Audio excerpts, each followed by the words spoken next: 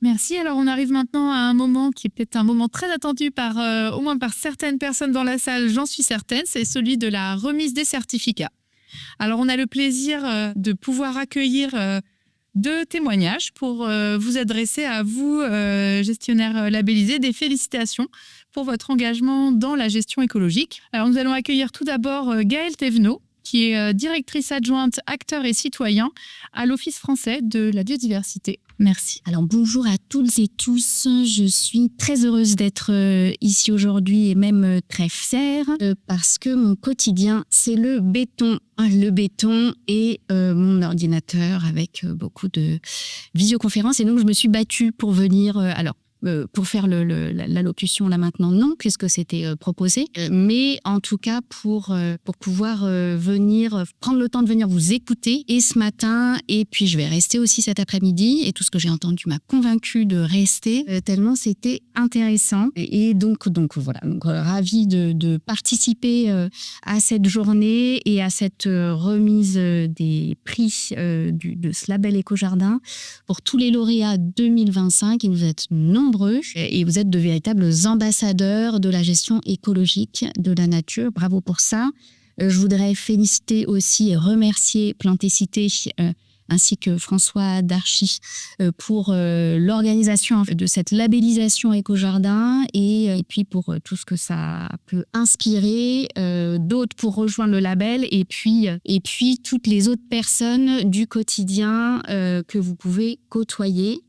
Alors, moi j'ai entendu juste la fin ce matin de la partie de la table ronde sur le patrimoine. Et je trouve ça très intéressant qu'on puisse allier à la fois le patrimoine bâti et le patrimoine naturel.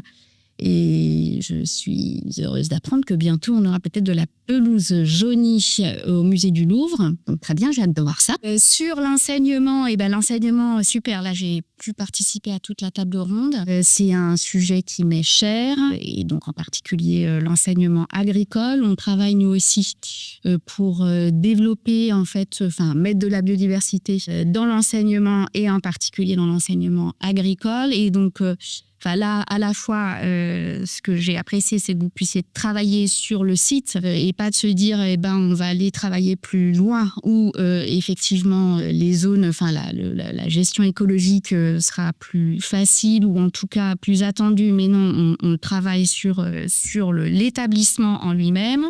On travaille également sur l'enseignement et puis l'enseignement, on a parlé du référentiel. Ça aussi, c'est un truc qu'on essaye de faire, puisque c'est un peu ça qu'il faut toucher pour pouvoir changer ce qui va être transmis à tous les élèves, à la fois au niveau formation initiale, formation écologique, et puis qu'il y ait des ponts qui puissent se faire à la fois sur la gestion, tout ce qui est BTS, GPN, et puis l'enseignement agricole, hyper important. Je pense que ça, c'est à creuser. Donc bravo pour ça, c'est pas simple, vous l'avez expliqué, voilà, c'est très bien qu'on soit plein, chacun de mettre une petite pierre à cet édifice pour construire tout ça. Cet après-midi, on sera donc sur les trams écologiques donc très importants pour réintroduire de la biodiversité dans tous les espaces et en particulier les espaces urbains. Nous, ce qu'on aime à dire, en fait, pour faire passer le message pour les plus récalcitrants, c'est que c'est aussi, en fait, ces trams écologiques des solutions fondées sur la nature qui permettent l'adaptation au changement climatique. Je pense que vous connaissez très bien ça, dire que c'est aussi des îlots de fraîcheur, avoir donc un cadre de vie qui est plus attractif pour tous les citoyens. Et donc, c'est un discours donc très important pour les collectivités. Et puis, on termine avec vraiment dans le quotidien et dans le quotidien très urbain, comment on met de la nature. Donc, effectivement, ici, à la Défense, comment on peut faire ça. Et puis, là, je dois dire qu'au niveau de l'Office français de la biodiversité, on a aussi du boulot à faire. On essaye de balayer devant notre porte, puisqu'on a des sites, en particulier le site de Vincennes qui est assez urbanisé. Enfin, en fait, c'est un site pollué. On va bientôt déménager, donc on essaye de travailler là-dessus pour végétaliser en fait l'ensemble. Et puis, du coup, je me dis qu'on peut peut-être essayer de postuler au label Éco-Jardin quand on déménagera en 2027. Donc, du coup, des sites vraiment très diversifiés. Et ça, c'est hyper intéressant. Je trouve qu'il y a aussi peut-être des établissements de santé qui ont été en 2025. Là aussi, c'est un domaine où c'est pas facile puisqu'on était on a une habitude assez hygiéniste en fait dans tous les états de la santé en général et dans les établissements hospitaliers. Donc là, faire changer les regards et puis utiliser en fait ces espaces verts pour la reconnexion à la nature et puis la santé environnementale, à la fois la santé physique, santé mentale, un aspect très intéressant, très important. Voilà, je m'arrête là. Félicitations à toutes et tous. Bravo pour le travail que vous menez. Et puis je vous souhaite de pouvoir continuer. Merci. Merci. Je passe maintenant la parole à Véronique Ménez, qui est adjointe à la directrice de l'eau et de la biodiversité au ministère de la Transition écologique, de la biodiversité et des négociations internationales sur le climat et la nature, pour exprimer les félicitations du ministère. Merci beaucoup. Bonjour à tous et à toutes. Je suis ravie d'être là. Donc, Véronique Ménez. J'ai rejoint effectivement la direction de l'eau et de la biodiversité au mois de septembre. J'ai pris la suite de Marie-Laure Métayer pour ceux qui l'ont côtoyée avec beaucoup de plaisir puisque c'est une direction assez passionnante et il s'y passe des choses très enthousiasmantes. Alors, à la différence de Gaëlle, je n'ai pas eu la chance d'assister à toute la matinée et je ne pourrais pas assister non plus à cet après-midi et je le regrette profondément. Parce que la transition écologique vit des heures un peu sombres ces derniers temps et je pense qu'on a besoin d'être nourri par des initiatives et des acteurs comme vous qui faites vraiment vivre la transition au quotidien dans les territoires et parce que je suis convaincue que ce qui se passe au niveau national et qu'on entend, c'est assez loin de ce qui se passe concrètement dans les territoires où il se passe des choses bien plus ambitieuses et bien plus enthousiasmantes. Donc, je pense que j'aurais eu besoin de me shooter à toutes ces belles initiatives que vous avez partagées ce matin et que vous allez continuer à évoquer cet après-midi pour reprendre un peu d'énergie et de courage. Mais je suis absolument convaincue que le paquebot de la transition écologique est lancé et qu'on ne pourra plus l'arrêter, quelles que soient les attaques qui puissent arriver ça et là. Donc effectivement, je suis très heureuse que cette journée se tienne aujourd'hui pour distinguer et récompenser les sites et leurs équipes pour leur gestion écologique exemplaire par l'intermédiaire du label Éco-Jardin, signe de distinction connu et reconnu en matière de gestion écologique. C'est en effet cette année la 14e année d'existence du label Éco-Jardin. Félicitations. Cette durée témoigne du succès de ce signe de distinction au service des gestionnaires responsables, non seulement des collectivités locales, mais aussi désormais d'autres acteurs privés ou publics. Les collectivités ont ouvert la voie en se passant des produits phytosanitaires chimiques dans leurs espaces ouverts au public. Nombre d'entre elles ont choisi d'aller plus loin, au-delà du zéro phyto, pour protéger la santé, l'environnement et la biodiversité en pratiquant une gestion économe de l'ensemble des intrants, y compris engrais, biocides, combustibles fossiles, eau, en préservant les sols et l'eau et aussi bien sûr la biodiversité. Les acteurs privés et publics du label Éco-Jardin participent désormais ensemble aux défis écologiques à l'échelle du territoire, comme dans les continuités écologiques, la renaturation des espaces et l'atténuation des effets du changement climatique. Les collectivités, notamment celles qui ont fait labelliser Éco-Jardin plusieurs de leurs sites sont devenus des exemples, non seulement pour les autres collectivités et les autres gestionnaires d'espaces en ville et les agriculteurs dans les zones rurales, mais aussi pour les habitants qui constatent directement les bénéfices des efforts réalisés par les services municipaux pour préserver leur cadre de vie, j'irai même plus loin, pour préserver leur vie. Le label Éco-Jardin est le signe de distinction le plus exigeant pour garantir l'excellence de la gestion écologique des sites exemplaires. Et cette exemplarité, aujourd'hui, elle est indispensable. Quand nos ambitions sont parfois bousculées et remises en cause par certains, qui veulent nous convaincre que nous n'avons pas d'autre choix que d'utiliser des produits, que c'est une utopie, que de traiter par des produits phytosanitaires, c'est la seule solution. Nous avons besoin de cette voix forte pour tordre le cou aux idées reçues sur l'inefficacité des autres modes de gestion. Je tiens à témoigner aujourd'hui par ma présence du soutien du ministère chargé de l'écologie aux efforts des acteurs éco-responsables que vous êtes, pour préserver durablement notre cadre de vie, en réduisant l'exposition des habitants aux contaminants et en protégeant les écosystèmes et la biodiversité. L'État a imposé dès 2017 aux personnes publiques, collectivités et États, établissements publics, l'arrêt des pesticides chimiques dans leurs espaces verts, leurs promenades et leurs voiries. Puis l'arrêté du 15 janvier 2021 a élargi le périmètre de la loi Labbé en interdisant dès juillet 2022 l'utilisation des produits phytosanitaires chimiques dans d'autres lieux ouverts ou accessibles au public comme les sites gérés par les collectivités, les cimetières, les terrains de sport, les écoles, ou par l'État, les aéroports, sauf motif de sécurité. Les copropriétés, les lieux privés à usage collectif, tels que les hébergements touristiques, les parcs, les campings, les établissements de santé et médico-sociaux. L'interdiction est entrée en vigueur pour les pelouses sportives depuis le 1er janvier 2025, sauf en ce qui concerne certains usages, certaines dérogations. Au niveau national, on est convaincu qu'il y a une urgence à agir pour lever les pressions sur nos écosystèmes, en particulier les écosystèmes que l'on côtoie au quotidien, et pour lever les pressions sur l'eau, sur la biodiversité et pour notre santé. Et en priorité, pour celles et ceux qui travaillent cette matière au quotidien. Donc dès fin 2023, le gouvernement a lancé la stratégie nationale pour la biodiversité 2030 et le plan eau,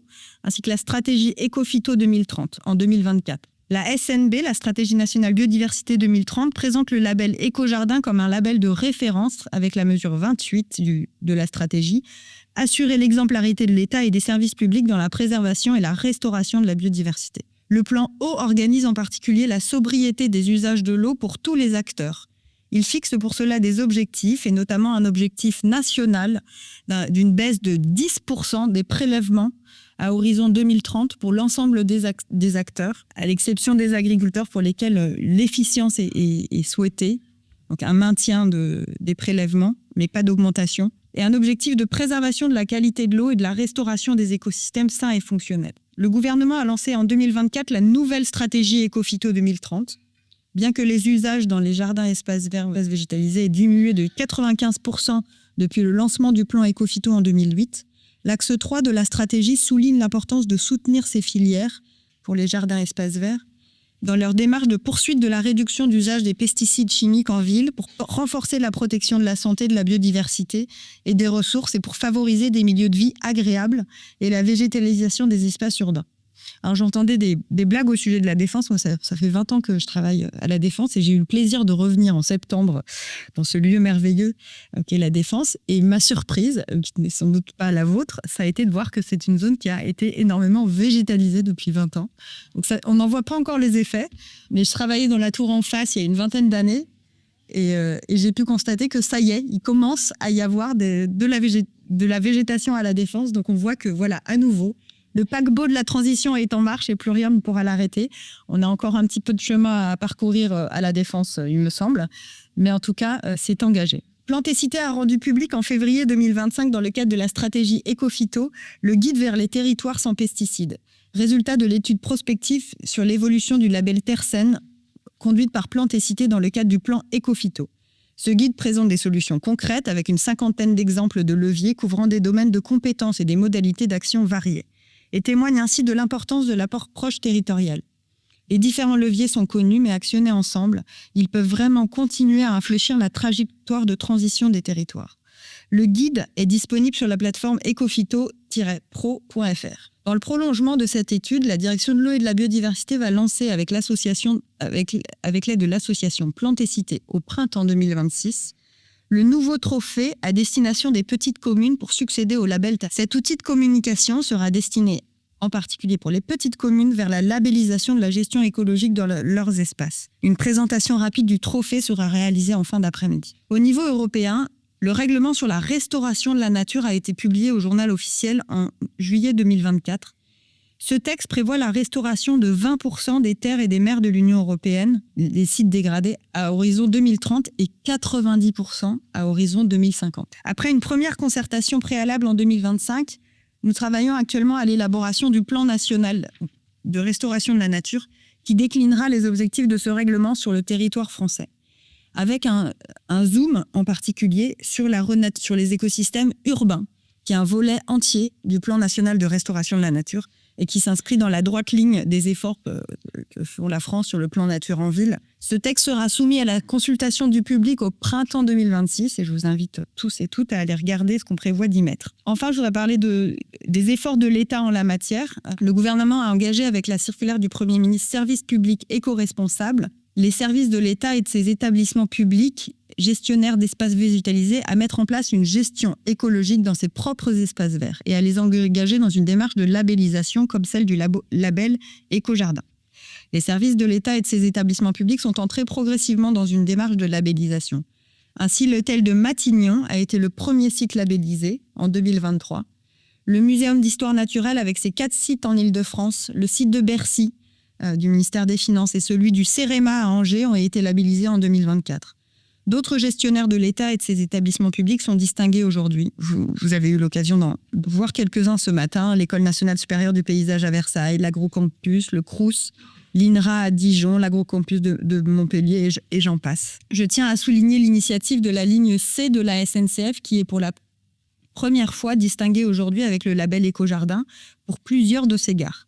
J'espère que d'autres lignes de la SNCF rejoindront cette initiative.